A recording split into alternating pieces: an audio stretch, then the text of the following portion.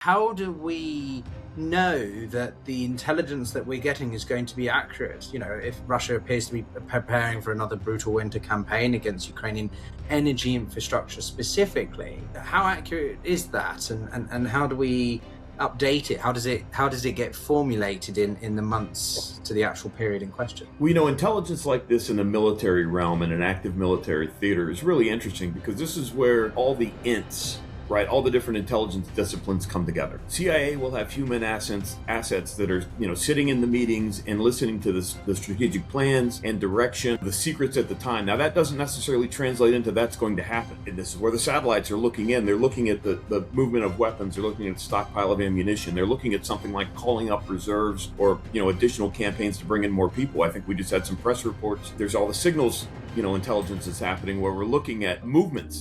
This is the Global Gambit.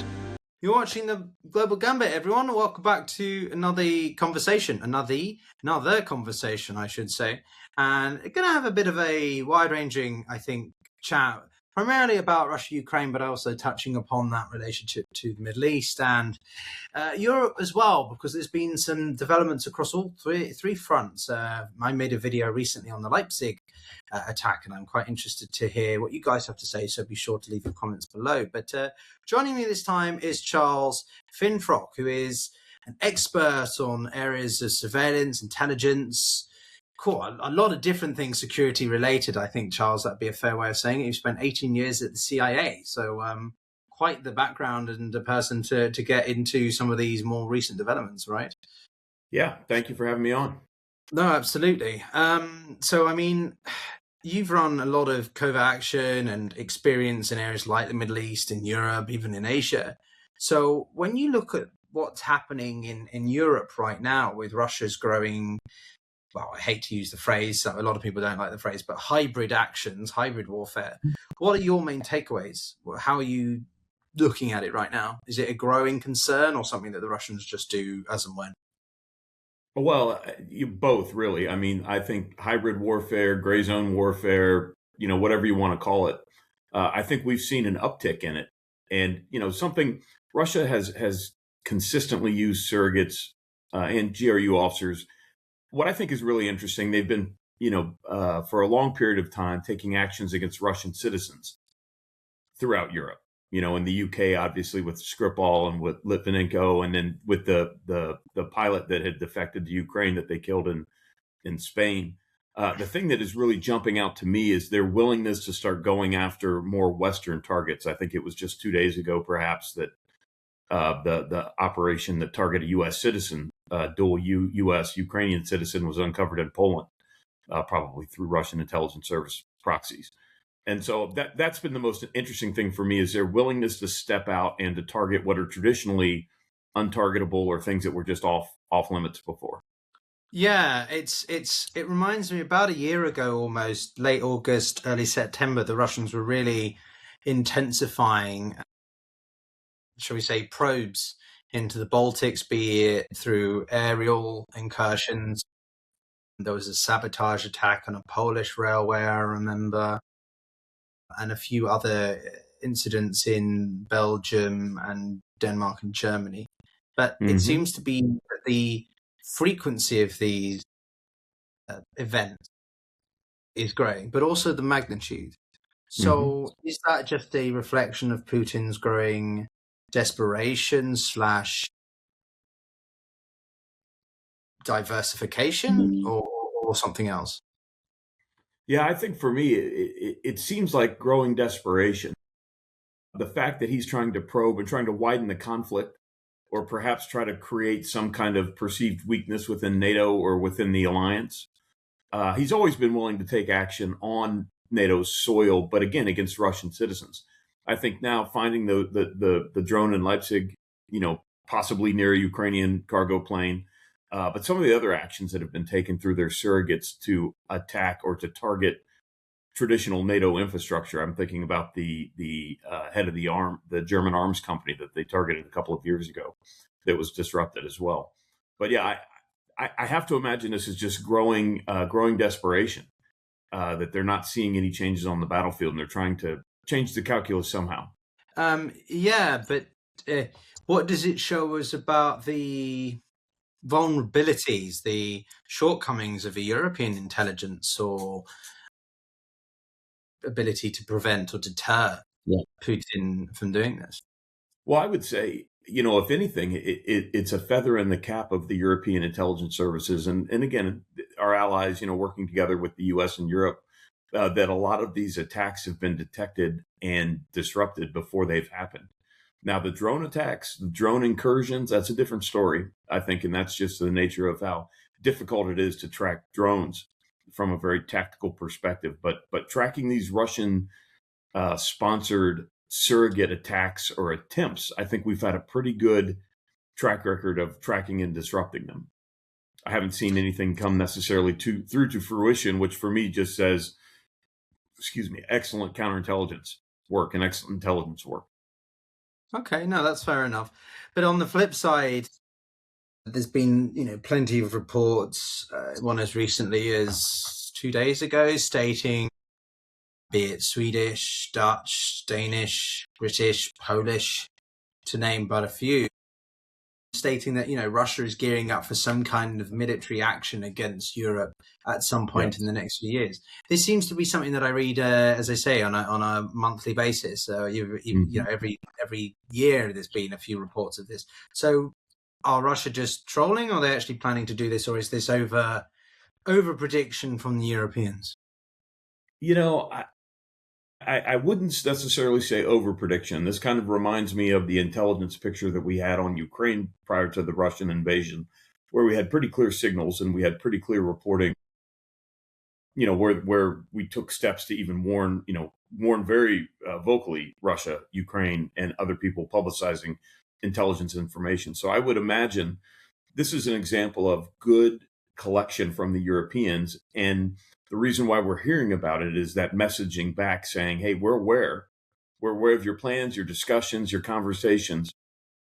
Don't do it. Now, what the strategic calculation from Russia would be with that kind of consideration, I have to imagine this is cabinet meetings in Moscow saying, okay, what are we going to do here? What are we going to do to change the narrative? What else can we do?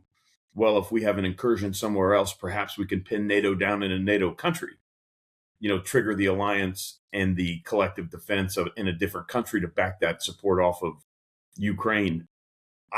That's the only way for me that something like that would make sense. Doesn't make sense in any other way, unless perhaps you're trying it as a desperate measure to engender additional support from Russia. Trying to widen the front. Because, again, sort of just to be provocative on this point, to what end? Why does Putin need to do this? What's the point? And secondly, is he able to do it? Because on the one hand, people are saying that he's going to launch some all-out campaign against the Baltics, but he's not even able to deal with the Ukrainians in eastern Ukraine. So help me understand that. Yes. Logic. Yeah, I don't, from a capability perspective, I think that's something we would definitely be able to detect, would be the pivot of forces up to the Baltics or somewhere like that. So, the practical application of it, could he do it in an unconventional way with a drone attack or some kind of air attack or a missile attack? Yes, I think so. But we would definitely detect some kind of ground, pivot up into that area. But again, for me, it's almost an act of desperation to try to engender support from the Russians by creating some other foreign enemy. They would have to spend some narrative around it, like they did with Ukraine, calling Ukrainians Nazis or something like that, to try to engender some support within Russia that would consolidate around, the Russian government. I think, to me, it's a real signal of the Russian government's perceived weakness among its own population, that they would try, would consider something so tactically, I would say, a blunder, but they must have some other bigger aspect that they've got in mind. And I think it would have to be engendering that domestic support, by opening up another front. But it would have to be active measures and covert action against their own citizenry to explain, whether it was a provocation that they were responding to or something like that, to try to engender some domestic support. I think it's a stretch. I think it's a real stretch. Yeah, as I say, it's one of these things that I hear from more hawkish individuals about the potency of Russia as a threat, and certainly we shouldn't underestimate thy enemy. But equally, I just Hmm. find some of the narrative framing inconsistent sometimes. So, from a security standpoint, if we again flip it round here, Hmm. not only have the Russians been trying to undertake their own operations, shall we say, in Europe, they've also been struggling to deal with ones coming from Ukraine, right? Both in the form of the multiple generals or senior personnel that have been, shall we say, disposed of Yeah. in recent car bombs and the like. With this most recent one in this restaurant, this woman carrying this package. If you look at this, what does that make you feel about the Ukrainian stance on security measures and counterintelligence, if that makes sense? Yeah, I mean, I think, and I would even say the most recent one. It's hard to keep track, but I think the Ukrainians just took out the Russian submarine commander that had previously been the commander of the only Ukrainian submarine. That was just yesterday or 2 days That was ago. yes, that was in the past 24 hours. Yes, yes. Thank you for reminding me. Absolutely. Yeah, But case in point. the Ukrainian reach across Russia, whether it's through the drone operations where they were able to penetrate as deep as it gets into Russia, I think are tremendous.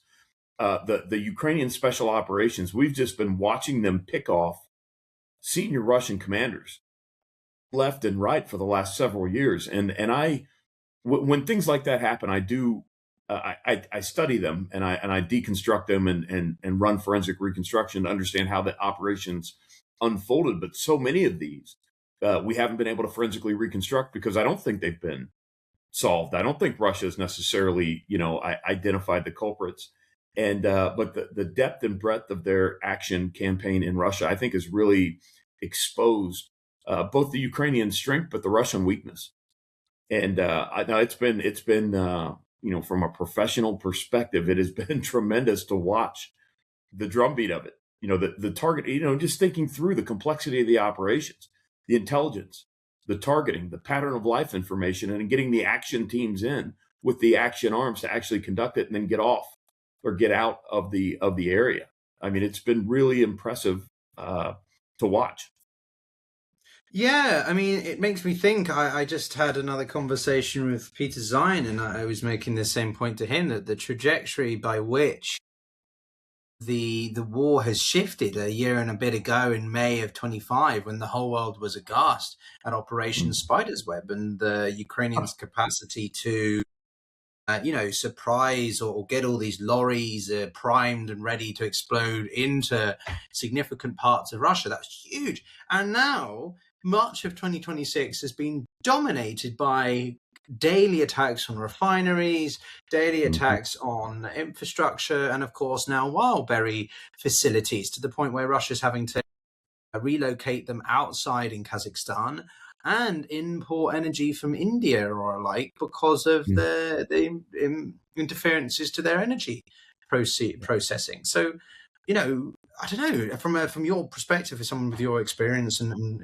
whatever professionalism, like that's an incredible time, right? Isn't it? Well, I think for me, looking at it from a couple of different lenses. One, the resilience of the Ukrainians to absorb the first attack and then be able to regroup and project the attacks back into Russia. One, two, the revolution in military affairs that we're watching about the strength of drones. For so long we talked about bomber on bomber, or we talked about integrated air defense systems that were set up to determine, to go after uh, MiGs and Sukhois and things like that, and them against our frontline fighters. Well, those defenses aren't as effective against drones, and the cost and the breadth and depth of the drone attacks, I think, is really causing us to revisit how we're thinking about something like air defense. And so, no, for me, it has been fascinating to watch, and I don't know if it's a measure of Russian weakness that the Ukrainians have been so successful with their drone campaign, or whether that's a measure of all of our weakness that we've been arrayed against these bigger set piece defensive moves and have missed the threat of these drones. That Operation Spiderweb is absolutely crushingly scary. I don't know what country in the world would be able to, protect against something like that. And so yeah, it's been. I mean, obviously the whole world's watching, and we're all learning, and we're all growing. Combining the Russian conflict with what we've seen with the success of the Iranians with their drone effort in the Middle East. And so we're watching a real time revolution in military affairs play out in front of us in a way that is fascinating. Yeah, I mean, I'm glad you mentioned the Iranians, because I think that there's a lot of rightly emphasis on the innovation of the Ukrainians, but equally, you shouldn't dismiss that of Russia or Iran or those counterparts, because they have made quite significant strides as well. I'm just Hmm. kind of curious, when you look at both sides of this conflict, is it a case one is leading the way and the other sort of copies, or they're both reacting to each other in real time? You know, who do you Yeah. think has the upper hand like that? I mean, this to me, if you're drawing back through centuries of warfare, punch counter punch. There's always, someone has this innovation, whether they, innovate because they have to. What is it? Necessity being the mother of innovation. Maybe you don't have the fighter bomber strike force in Ukraine, so you use drones, and you equip the drones with the weapons and the one way attack, or the ability to deliver munitions. And then Russia has to adapt to that. And I thought it was really interesting in the conflict that the Russians, instead of developing their indigenous capability, went to the Shahed, started importing the Iranian drones. And it's almost an advantage for countries that have less defense industrial base, because they're starting from the ground up, and the drone is the cheaper way to do it. I almost equate this to, Africa skipped the landline, for telephones. They went right to cell phones. And so, because they weren't constrained by the infrastructure. We in the U.S. are constrained by the infrastructure, the F-35s and the F-47s, and these huge, massive programs that we've spent so much time and money on. Well, if you have a less developed industrial base, you can skip over that. You don't have to. You're not constrained by these billion-dollar multi-year programs. You look at it and you say, "Gosh, what works?" And you get the Shaheds, and you get these other drone bases, the drones that don't cost nearly as much, but are increasingly effective in an asymmetric way that I think is just, again, fascinating.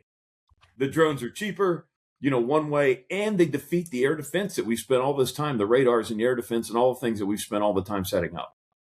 So I think it's I don't know if it's a follow the leader, but I look at it as always, punch counter punch. And then warfare, it shortens the development cycle. It shortens the revolutions, because if you don't modify your tactics, your strategy, you'll lose. And so, war drives that innovation in a much quicker cycle, and it allows you to skip over some of the procurement. It allows you to skip over some of the old, I don't know, in the U.S. defense system, pork, all the things that would come up that usually slow down a defense process. Those things go away in a war scenario. So I think both are just iterating and developing as quickly as they can. Yeah, I think it's just people sort of think of the Russians as backward or completely underdeveloped relative to sort of what Ukraine's done. But it's like you can't make such assessments if that was the case, and they wouldn't be sustaining the conflict in the way, well, not successfully, but they're still sustaining it, and that takes a bit of Yeah. military innovation. But turning to intelligence a bit more, the CIA has always had this, notoriously effective, unique capability of acquiring information in a way that no other, perhaps other than MI6 or Mossad, do. But in the run up to the war, US, UK intelligence were the two foremost stating that this war was imminent. And I think a lot of people have forgotten in stating how inaccurate Western intelligence is or has been, in stating that was pretty spot on. With the Americans even warning the Chinese that this was imminent, Beijing being like, yeah, whatever. And then February 24th happened. So I'm kind of interested, like, when you look at this from a CIA with all your years of experience, like, what happens in the winter? How accurate are these battle damage assessments, or what's happening on the fly, on the ground? Like, how does the United States, how do those intelligence services sustain acquiring that information and ensuring that it is as accurate as it has been? Yeah. Well, I mean, look, it's a constant process. I equate it to sales, where anyone who's been in the sales world knows you have to constantly fill your funnel, right? You've got to constantly be turning over rocks, and you've got to constantly be looking to refresh your stable. Now you have to protect the resources you have, and so that's always that really tough balance. We've collected exquisite information where we understand the plans of intentions, but then if you actually operationalize that information where you're using it to make policy, now you potentially put it at risk. And so one of the ways to you continue, you've got to constantly fill the funnel. I will say, intelligence can be very exquisite, and it could be marvelous and practically magical. But to quote one of my former colleagues who was an analyst, we would talk about there's mysteries and there's secrets, right? Secrets we can steal. Mysteries, even the decision makers themselves may not know. And so this gets back to what we were talking about before: is Russia going to invade Europe? Well, there may be secrets, right? There's a secret meeting to discuss the plan of if it's going to happen or not. But if the decision comes down to Vladimir Putin, perhaps he's not even made his decision yet. And so that's a mystery. You can't steal something that it doesn't exist. And so there's also times where people say, gosh, I was just reading an article about this, about the president and about the threat to him, in Turkey, the US president. And I just read a comment. Someone said, well, the Iranians knew where he was and they didn't take a shot. I said, well, policymaking and intelligence are completely different. I have provided exquisite information that would let someone make a perfect decision before, but they make a different decision. That's a difference between policy and intelligence. And so, having the insights that we had on a major mission like the Russian invasion of Ukraine, it gives signs, right? It gives indications. It's really hard to do something like that completely undercover. And so with all of our intelligence cycles, in the US and the British and the Israeli and any other European services, there's often indications that that's going to happen. But I will say, I thought the confidence that we had and the indications and warnings that we had before Russia invaded Ukraine, that's why we pay all the money, right? That's why we do what we do. That is exactly what you want out of your national intelligence services, not to have the strategic surprise. And I felt like that was a shining success. Now, whether we said our efforts to deter them or to disrupt them, that's policy, right? But from an intelligence perspective, we gave the policymakers everything they needed to know ahead of time. Yeah, but to ask a very perhaps silly question to some people, but I think still perhaps the average person who's not in this kind of industry, right? Perhaps some people watching will be like, okay, well, you predicted the conflict, but what difference did it make? Thousands of people still died. We're in one of the worst conflicts of modern history. Global repercussions for generations, etc., right? So what difference did that intelligence knowledge make for who and to what? I think you know what I mean. Now you sound like the voices in my head toward the end of my career with CIA, where you stop and you think, golly, Ned, does any of this matter? Does any of this matter? And part of it is, the ultimate answer is, of course it does. Right? Of course it does, because without that forewarning, without that foreknowledge, perhaps the assessment that we had that Russia would have rolled over Ukraine would have been accurate. But being able to give that advanced knowledge, yes, you can't prevent all of the horrible things from happening, but you can certainly shape them and prepare for them in a way that if you didn't have it, you would want it. But and again, it's sometimes people confuse, they watch the movies with intelligence with magic. Look, information is only one part of the game. And this is, I think your podcast, brings this to bear.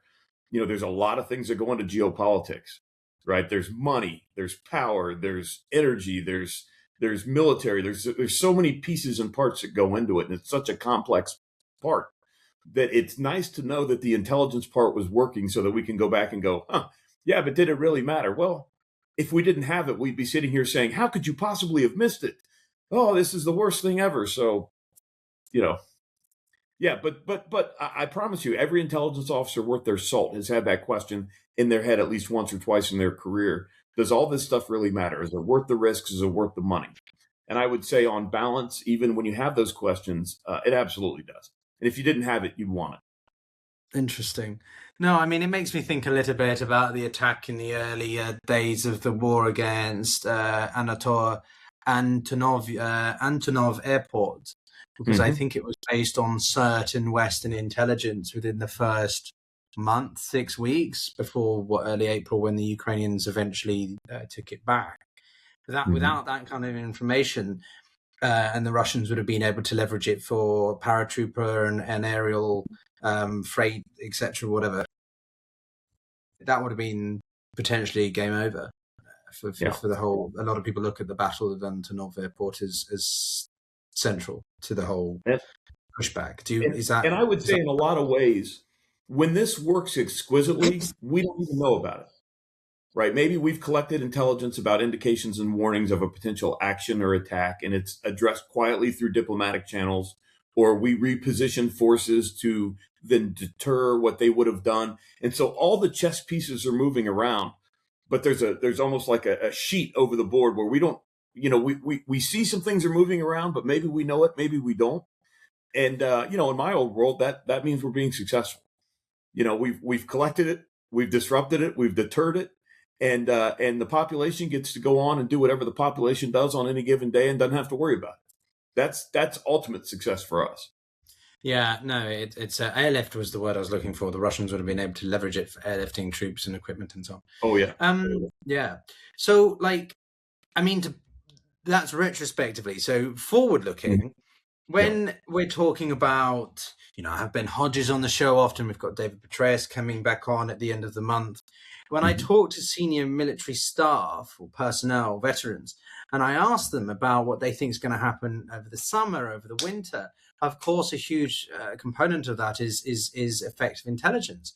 So how do we know that the intelligence that we're getting is going to be accurate? If Russia appears to be preparing for another brutal winter campaign against Ukrainian energy infrastructure specifically, how accurate is that, and how do we update it? How does it get formulated in the months to the actual period in question? Well, intelligence like this in the military realm, in an active military theater, is really interesting, because this is where all the ints, right, all the different intelligence disciplines come together. CIA will have human assets that are sitting in the meetings and listening to the strategic plans and direction, the secrets at the time. Now, that doesn't necessarily translate into that's going to happen. Now, and this is where the satellites are looking in. They're looking at the movement of weapons. They're looking at the stockpile of ammunition. They're looking at something like calling up reserves or, additional campaigns to bring in more people. I think we just had some press reports the other day of 50,000 North Koreans being sent to Russia to ultimately go into Ukraine.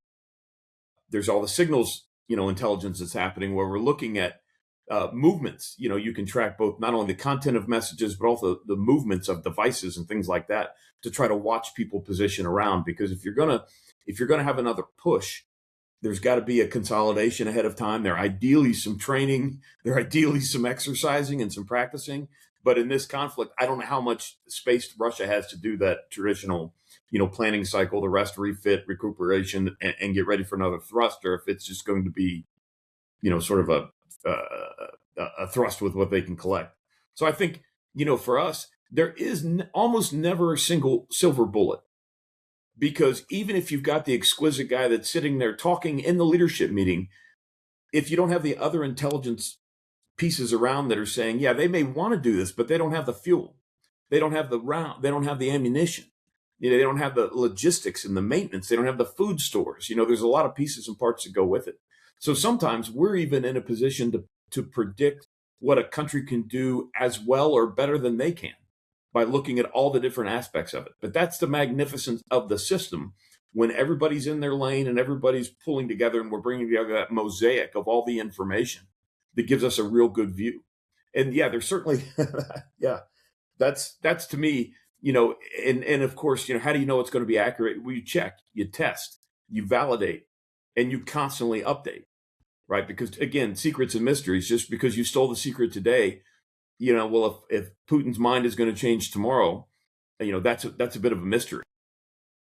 And you can only steal the secrets. The mysteries, you have to sort of try to intuit based on all the other pieces and parts that are coming around. So are there any things that completely shock you or could catch you off guard? So like, a lot of people were really surprised by the Ukrainian strike on Iran, for example, just to bring in your other theater of expertise, the Middle East, right? when this is happening in the Caspian Sea, everyone's like, what the hell? And then it's like, oh shit, World War III, it's all well, I mean, some people I've spoken to, we try to be balanced, or no, I'm not going to be, I prefer the word diverse. We try to be diverse in the voices that we have on the show. Balance means that you agree with it, but not really. I agree with half of the sentence by some people sometimes. No, but jokes aside, what I mean is simply that some people were trying to reckon that the war, that this strike meant that the two wars are now becoming intertwined, which I think is complete horseshit. Neither side have any aspiration, as in Ukraine or Iran, to bring the two together. Yeah. And that was consolidated the following day when both of them said, no, we don't want any, further escalation. But in the event itself, is that something that you can think is predicted, or do you get moments of like shock or like, complete, what's the word? A lateral move that just was like, what was that? Yeah. Strategic surprise there. I mean, certainly it's going to happen. I think where we've had moments of strategic surprise have been more in the terrorism realm, or more in an unconventional warfare realm where it's very narrow. If we look at October 7th, or we look at the 9/11 attacks, you can see it strategically. You know that these things are going to happen, but the actual attack itself, because of compartmentalization and because of the challenge of penetrating those closed networks, is much more difficult. Now, I would go all the way back. I'm a bit of a history guy, right? So I would go all the way back. You can collect indications of big strategic movements, but if the politicians don't believe it, or if the analysts are so locked in with their confirmation bias or locked in on their positions, then you can miss a pretty significant strategic move. And I think about Richard Sorge was the famous Soviet illegal that had a job in the German embassy in Tokyo and was able to provide advanced indications and warning to Joseph Stalin that Hitler was planning on invading the Soviet Union.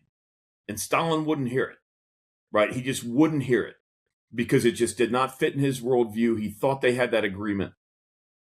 And so Sorge was sort of hung out to dry, as were all the intelligence assets that were providing that information. That's where I think the strategic surprise comes from, when you just can't get your mind around, such a big movement. And this would be, okay, so let's go all the way back to future.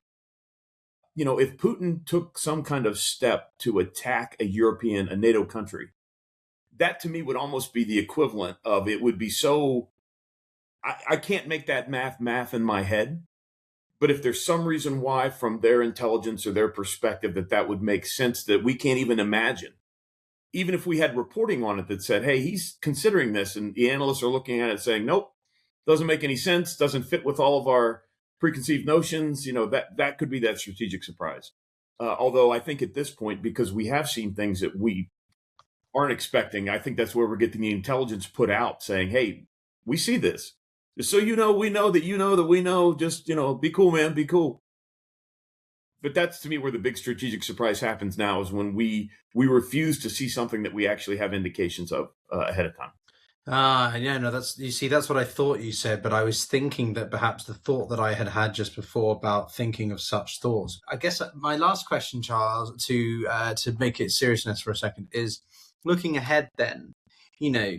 Crimea seems to be a hot spot right now, as are the various events over Wildberries, refineries, and so on. So what are you looking to?